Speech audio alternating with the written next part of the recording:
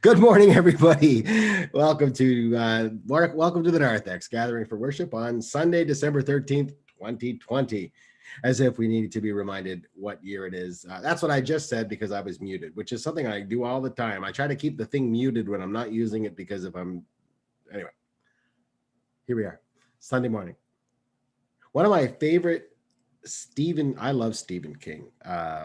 And I don't know why they call him a horror writer, because I mean, yeah, there's some scary stuff, but he's more of a psychological, character-driven type sort of writer. And one of my favorite books by him is called 11/22/63. And the premise of 11/22/63 is that the protagonist goes back in time to November of 1963 so that he can prevent the assassination of John F. Kennedy. And the parts of the book that I found the most interesting is this phrase that keeps coming up called the past is obdurate. And obdurate means something that is intentionally complicated or complicating.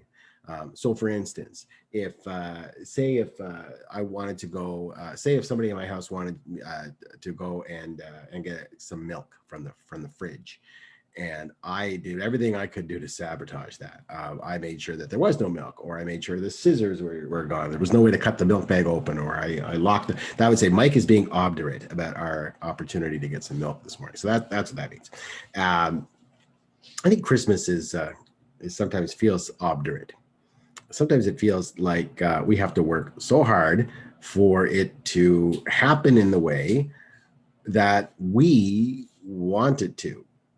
And I wonder if there's a little bit of pride in there, that maybe we think we have more control over events than we actually do. I mean, yeah, there are some things that we can do to prepare. I mean, Advent's all about preparing and getting ready. It's about preparing our hearts. It's about preparing our homes, if that's what we do, to decorate. It's about preparing an atmosphere of giving and joy and love.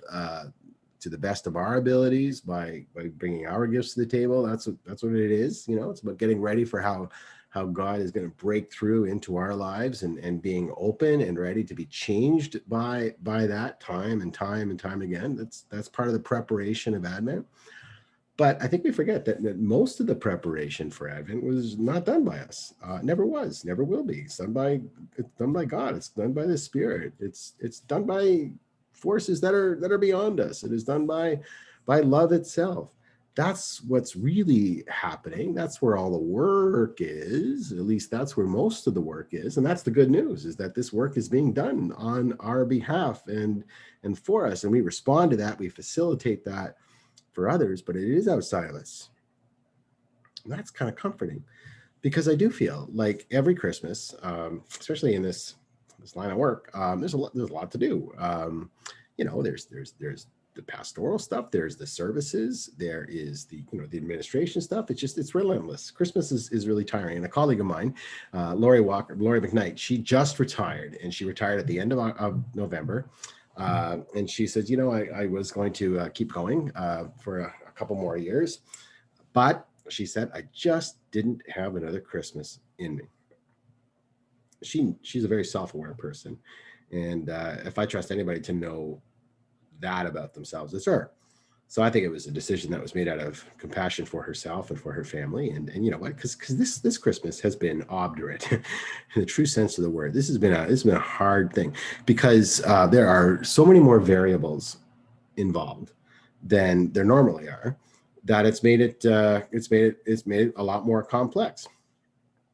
For instance, having to learn a brand new skill in from this whole pandemic about video and editing, and there's that, and partially, I mean, a big part of it is I get a kick out of the creative stuff. I get a kick out of finding ways to have technology kind of facilitate the Spirit, and that's good. I think that's been great. Of course, the downside is we're not together. When we had a schedule, though, that's static, like worship happens 10:30 on Sunday morning, that's when it happens.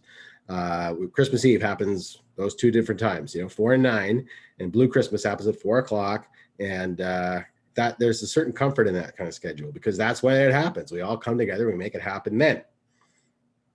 Doing it this way, when you add sort of the option to sort of do it here and there and everywhere, it has turned out to be quite a few moving pieces on the old chessboard of Christmas, which has made it, a little bit more complex, a lot more complex.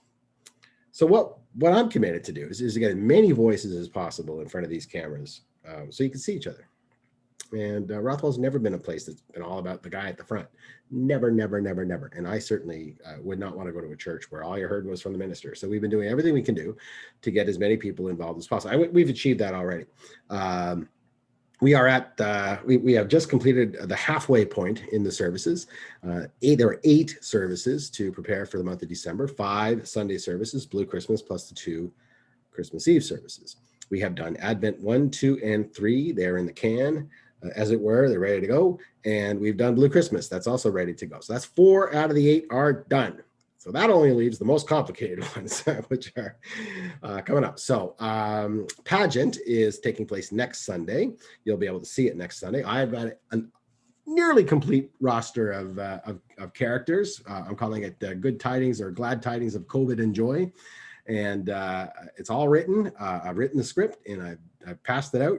I am waiting to get, I believe I just need one more volunteer. I need a Joseph. I desperately need a Joseph. I think I got a really interesting Mary for you. I think somebody who, I don't know if you've met her before, but you've certainly met her family. I'm looking forward to seeing if whether or not she can take part. So there's that. We're going to record that tomorrow evening at 7 o'clock via Zoom. So that'll be good. And then it's recording on for the December 27th. That was to take place today, but again, scheduling hiccup. Somebody couldn't make it, so we're going to have to record that during the week sometime. And then there's the Christmas Eves, which will be recorded, lay parts anyway, next Saturday between 10 and 1. And I've got an abundance of volunteers for that, and let's hope they can all make it. Please make it. Otherwise, I'm going to be begging again. And we'll get that all out to people, get parts emailed to people, and bits and pieces and scheduling done for that by Tuesday or Wednesday this week. And so the hope is I can have all my services recorded, camera work done, music done, everything, all of that, all the stuff that I need other people to help me with, done by next Saturday, except for one part, the most fun part, which is going to be the big payoff for me anyway, is our Carol Sing, which will be at 4:30 p.m. on Sunday the 20th out front of the church. It'll be dark, so the lights will be on, and I'm hoping you bring a flashlight or something, to make a little twinkly light, because I would like to sing Silent Night to candlelight or a flashlight or whatever, and record it for our Christmas Eve service. We've already recorded the music, Paul, Angela, and I. We'll just sing along to what we did. And so that's that. So yes, Christmas has been obdurate this year, but that's okay. I think it should be a little difficult. I think we need to work through stuff. I think we need to really, really want it. And to have things just sort of brought to you and handed to you on a silver platter, nothing of value is that. I think you need to really appreciate the value of something. You need to work for it. And there should be some effort. And I think the effort helps you appreciate the gift. And the gift is freely given, but there is an obligation on our part to receive it in a way that takes to the core of our being. God meets us more than halfway, but we gotta be there too. Anyway, that's it. I gotta go because the service is premiering now. Join us on YouTube for the service. You'll find the link in your email.